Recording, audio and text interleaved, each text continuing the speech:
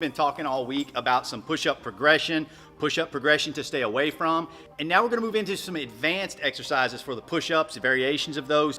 All of these are going to incorporate more muscle fibers, which in turn are going to incorporate faster and better and stronger results for our strength and conditioning. The first one we're gonna work on, guys, is our decline push-ups, not to be confused with the elevated push-ups. We're gonna use our heads as a point of reference for these.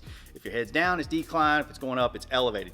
In our progression, we worked on a elevated push-up leading up to a push-up. Now we want to further advance that. The first one we're going to recommend is the decline push-up. With the decline push-up, the big thing I want you guys to focus on is that the feet are higher off the floor than a normal push-up, different elevations. The higher the elevation, the more aggressive the exercise becomes. You can do these with plates on the floor. We can do these with benches, chairs, boxes, whatever you have access to do to elevate you.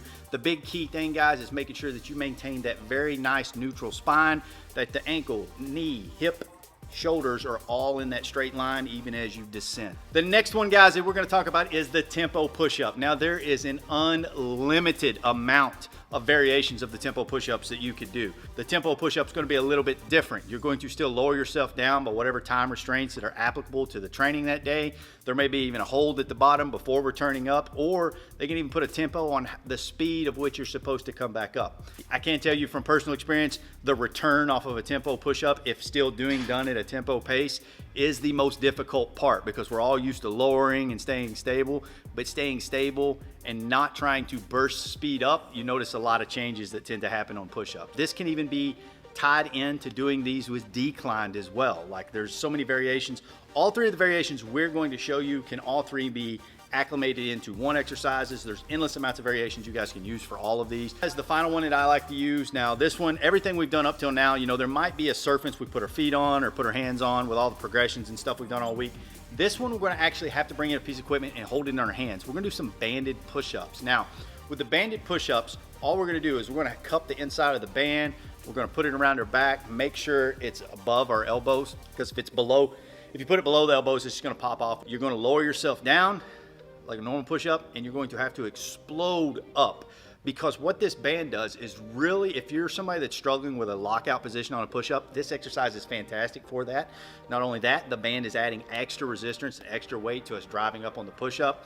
At the top position is where you're going to feel the most tension, and as you descend, that tension decreases until you have to return back to the start position and that band's fighting you to go back up. The big thing you'll be watching out is elbows, making sure if the elbow locks out, because even with me, if I'm not paying attention at times on these, I tend to cheat, and I have this little cocked elbow right here rather than it being fully extended.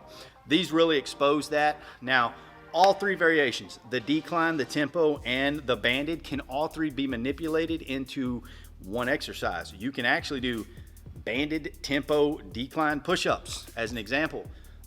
Those are extremely difficult, and depending on the time frame of the tempo, can be extremely challenging. But all three of these are very acceptable variations for advanced versions of push-ups.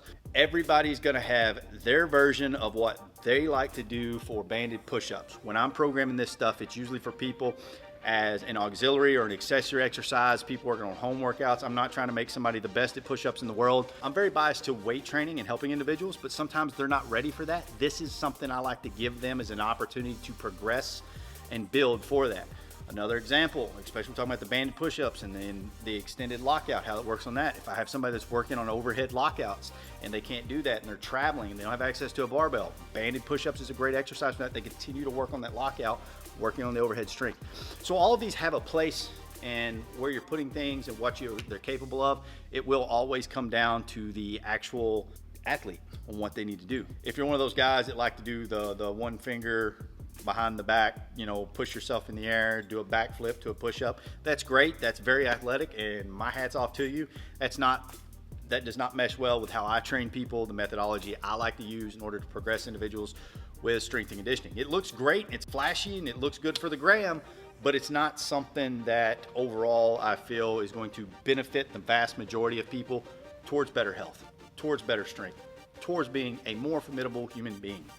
That said, guys, let me hear about your variations. See you in the gym.